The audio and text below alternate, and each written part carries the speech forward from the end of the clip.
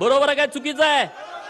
अरे एका आमच्या आनंदराव देवकाते साहेबांनी राजीनामा दिला, अजूनपर्यंत त्या घराला आमदारकी मिळाली नाही. मिळाली का सांगा? मिळाली? तुम्ही बळीचे बकरी आम्हाला करता. अरे तुम्ही व्हा ना, तुम्हाला बिरोबाला कापतो ना आम्ही माजलेल्यांना. बरोबर ना?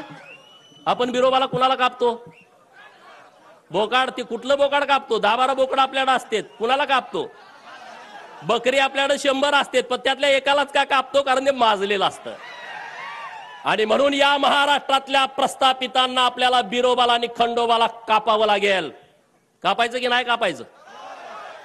आज महाराष्ट्रामध्ये आणि देशामध्ये निवडणुका झाल्या, ईव्हीएमच्या नावानं तुम्ही आता गळा काढताय. सदाभाऊनी त्यांच्या भाषेत तुम्हाला सांगितलं, अरे बाबानो ही ईव्हीएम आलंय कधी?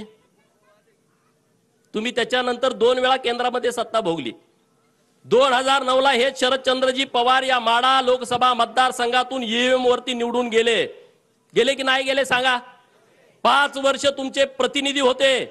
तुमच्या गावात किती वेळा आलते? मार्कडवाडीमध्ये किती वेळा आलते? जरा जोरात कळू द्या.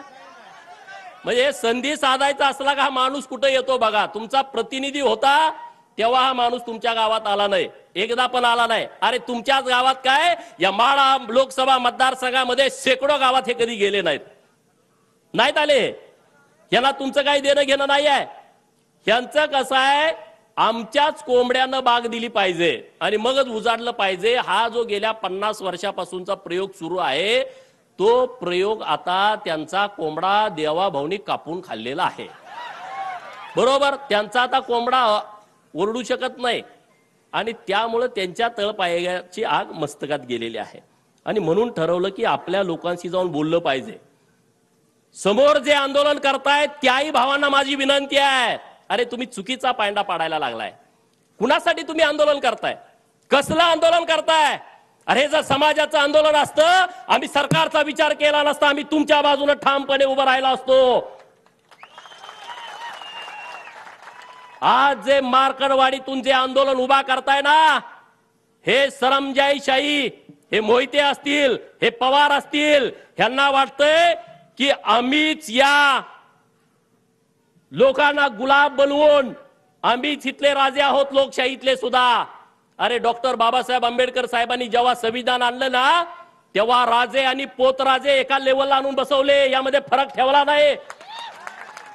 आणि तुम्ही आता लोकशाहीमध्ये गेली अनेक वर्ष या महाराष्ट्राच्या सत्तेमध्ये ठाण मांडून होता आणि आता तुम्ही बाजूला झाल्यानंतर तुम्हाला वाईट वाटतंय. तुमच्या पोटामध्ये कळा उठतेत. तुमच्या पोटात किती जरी कळा उठल्या तर देवाभाऊ नावाचा डॉक्टर आलाय, चुन्याची गोळी देऊन तुम्हाला बरं करताय. तुम्ही आता टेन्शन घेऊ नका. ईव्हीएम वरती घोटाळा होतोय. अरे माझं 2019ला मी बारामतीमध्ये उभा होतो, माझं डिपॉझिट जप्त झालं, मी भारतीय जनता पार्टीचा उमेदवार होतो. ईव्हीएम मध्ये जर घोटाळा असता तर माझं डिपॉझिट गेलं असतं का? तुम्ही साधा विचार करा. गेलं असतं का सांगा? जरा तरी जवळ आणून चिटकवलं असतं का नसतं? हा, जरा तरी जवळ. अरे 2024च्या लोकसभेमध्ये तुमचे 31 खासदार निवडून आले, तेव्हा ह्यांची स्टेटमेंट काय होती पवारांची? महाराष्ट्र आणि महायुतीचा सुपडा साफ केला. बघा पेपर काढून, बघा युट्यूब वरती बातम्या काढून.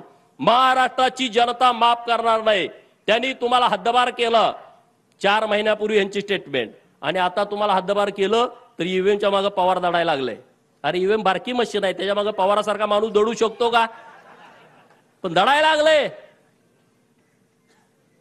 सदाभाऊनी तुम्हाला सांगितलं बॅलेटवरच्या ह्यांना निवडणुका काय पाहिजेत. डॉक्टर बाबासाहेब आंबेडकर साहेब 1952ला लोकसभेला उभा होते, त्यांचा 14,000 मतांनी पराभव झाला आणि 74,000 मतं त्यांनी बाद केली होती. 74,000 मतं बाद. हे टगे लोक काय करायचे माहिती का? तुमचं बॅलेटवर आहे, दुसरी टिक मारली, बाद झालं. चिठ्ठी गिळून खाल्ली, विषय संपला. चिठ्ठी पळवून नेली, विषय संपला. आता यांना यात हस्तक्षेप करता येत नाही. आज हे मीडियामध्ये काय सांगतायत की अमेरिकेमध्ये सुद्धा ईव्हीएम वापरलं जात नाही. किती खोटं सांगायचं बघा. आज देशामधल्या अनेक राष्ट्रांमध्ये ईव्हीएम वरती निवडणुका होतात.